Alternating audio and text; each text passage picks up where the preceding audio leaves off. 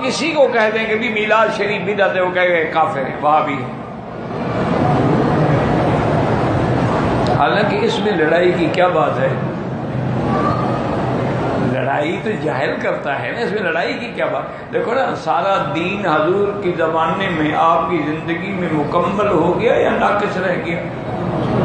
نہیں، آپ دیکھیں حرم میں بیٹھو، سیدھی بات کرو، حضور کی زندگی میں دین مکمل ہو گیا یا کچھ بچ گیا 14 صدی کے مولویوں کے لیے؟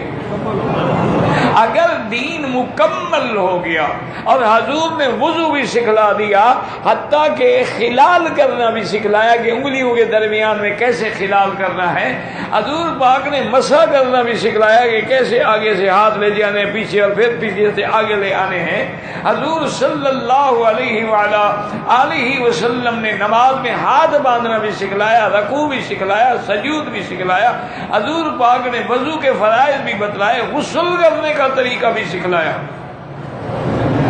کیوں؟ دین مکمل ہو گیا، حضور کیوں کیسی چیز چھوڑ سکتے ہیں؟ حتیٰ کہ ایک عورت آئی، بی بی عائشہ فرماتی ہے کہ میں حیران ہو گئی کہ وہ آئی، انہوں نے کہا حضور مجھے آپ یہ بتائیں کہ میرے حیض کے دن جب گزر جائیں تو حیض سے پاک ہونے کا غسل کا طریقہ کیا؟ دیکھیں رحمت للعالمین ہے کہ بھئی یہ بھی تو میری امت ہے نا، میری بیٹی ہے نا، آخر باپ سے مسئلہ نہیں پوچھے کس سے پوچھے؟ حضور تو ساری امت کے باپ بھی تو ہے، جس میں کروڑوں باپ قربان ہیں۔ حضور نے فرمایا بیٹی جب تمہارے دن مکمل ہو جائیں، عادت کے پورے ہو جائیں، تو ایک کپاس کا فایا، صاف قسم کی کپاس کا فایا لے کے اس کو اندر رکھ لو تاکہ تسلی ہو جائے دیکھنے کے بعد کہ اس پر خون کا کوئی اثر ہے یا نہیں ہے۔ وہ کہنے لگی اچھا حضور یہ بتائیں اندر کیسے رکھوں؟ اب اندازہ کریں، بی بی عائشہ فرماتی میں نے پکڑ لیا، کھینچ لیا، انہوں نے کہا اللہ کی بندی تمہیں شرم نہیں آتی حضور سے پوچھو؟ نے کہا کس سے پوچھو؟ میں نے کہا یہ عورتوں کے مسئلے ہیں، مجھ سے پوچھ لو، حضور کی کسی اور بی بی سے پوچھ لو۔ یعنی جس پیغمبر نے تمہیں غسل جنابت کا اور غسل حیض کا مسئلہ بھی سمجھا دیا ہے، کوئی ایک چیز اللہ کے دین کی نہیں ہے جو حضور نے نہیں سمجھائی، اور جو کہتا ہے کہ حضور نے نہیں سمجھایا ہے مانا وہ منکر نبی ہے، کیونکہ قرآن الیوم اکملت لکم دینکم واتممت علیکم نعمتی ورضیت لکم الاسلام دینا۔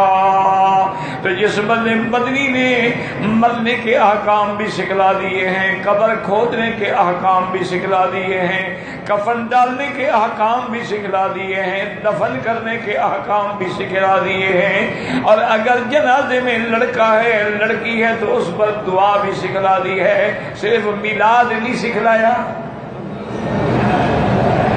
خدا کا خوف کرو، اگر یہ دین کا حصہ ہے تو اللہ کے نبی نے کیسے نہیں سکھلایا؟ اور اگر یہ دین نہیں ہے تو پھر اس کو دین سمجھنا، ایمان سمجھنا اور اس پر انکار کرنے والوں کو کافر اور وہابی کے فتوے دینا، کیا تم مرو گے نہیں؟ خدا کو جواب نہیں دو گے؟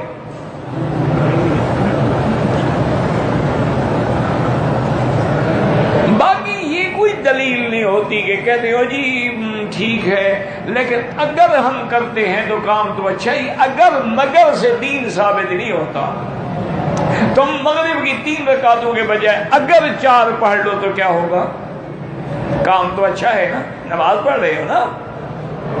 اگر طواف کے 7 چکروں کے بجائے 8 کر لو تو مگر کیا ہوگا؟ ایمان سے نکل جاؤ گے، تم حضور کی مخالفت کر رہے ہو۔ خدا کے لیے سمجھو وجہ کیا ہے کہ وہ دل و دماغ الٹ گئے۔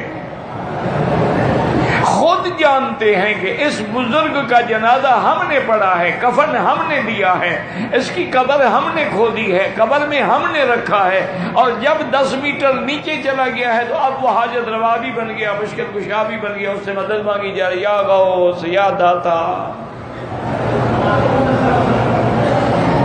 اللہ اللہ کے لیے، خدا کے لیے چھوڑو مولوی مکی والی مدنی کی باتیں، خدا نے تم کو عقل نہیں دیا ہے؟ 2 رکعت نماز پڑھ کے مکے میں ہو مدینے میں ہو، اللہ سے دعا مانگو میرا مولا یہ وہ مقام ہے جہاں حضور پیدا ہوئے، یہ وہ مقام ہے جہاں قرآن اترا ہے، یہ وہ مقام ہے جہاں اللہ کے نبی نے دین کی دعوت دی ہے، ہمیں محمد والا دین نصیب فرما۔ پھر دیکھو گے راستے کھلتے ہیں کہ نہیں کھلتے ہیں۔ تم اگر اللہ والوں کے پاس آنا ہی نہ چاہو، قرآن سننا ہی نہ چاہو، حدیث سمجھنا ہی نہ چاہو، صحابہ کی غلامی میں نہ ہو، تو پھر دین کیسے سمجھ آئے گا؟ دین حلوے کھانے سے تو سمجھ نہیں آتا، دین 11ویاں پکانے سے تو سمجھ نہیں آتا، دین محرم میں سیاہ کپڑے پہننے سے سمجھ نہیں آتا، دین محرم میں چارپائیاں الٹا کر کے سونے سے سمجھ نہیں آتا، دین ماتم کرنے سے سمجھ نہیں آتا۔ اور روافض جو ہیں وہ صحابہ کو گالیاں دیتے ہیں، تم علماء کو گالیاں دیتے ہو کہ یہ وہابی ہیں اور منکر رسول ہیں۔ آخر خدا کو کیا جواب ہے؟